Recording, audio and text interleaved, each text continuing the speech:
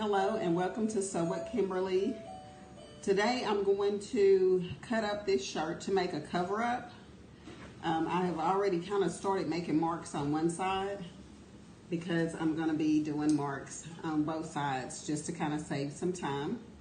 So you just want to get a t-shirt that you don't mind cutting up. You want to make sure that you have a straight edge ruler, some pins, something to mark with, and of course some scissors to cut. Okay, and so the trick in this design that I'm doing here is two things. Because this shirt doesn't have a side seam, I put pins on the side and match the pins up at the bottom. So when I fold it in half, this is the front left and right side of the front of the shirt, and this is the back side of the shirt. And we're going to do both sides of the shirt, but right now we're just going to focus on the front side. Okay, so like I said, I'm going to turn this around this way. But like I said, I've already marked one side of it. I've already put the pins on the end so I can make sure that the side seams are together. So if you feel like you need to put pins across just to keep the t-shirt down here on this end straight,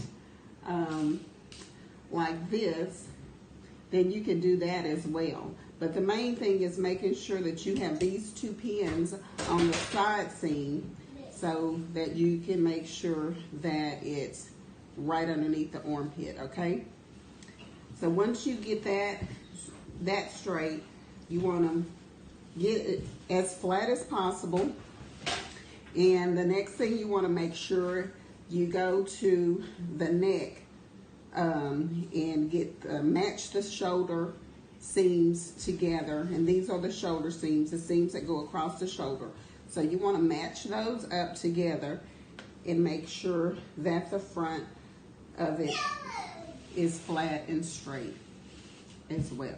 Okay, so I'm not going to cut up this far. I'm not going to cut over here in this area, so that's okay that this is bunched up.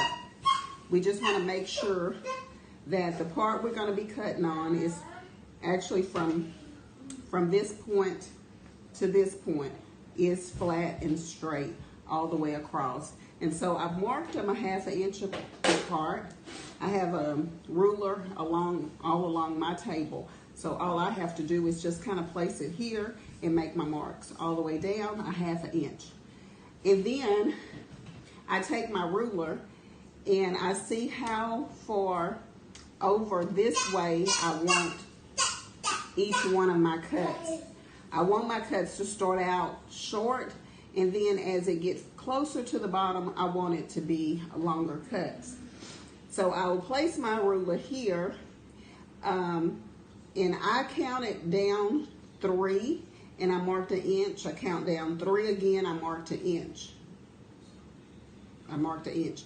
Then I count down, let me see, I count down 3, 2, 3. I did 2 inches, excuse me. And then I count down 3, and I did, or 4, something like that. So 3 or 4, depending on how many lines you got. You're just gonna gradually have your lines cut longer and longer. So that one's at 3, 4 starts right there, 6 starts right there, 7, and then this last one here is gonna be 8. Okay, so this mark is enough for me. These little marks is enough for me to do my cuts. And these little bitty dots, if you can even see them, those little bitty dots tell me when to stop. Okay, so I will go ahead and start cutting.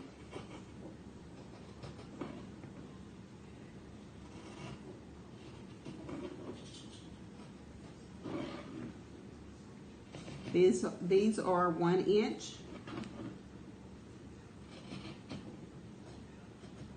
Or so.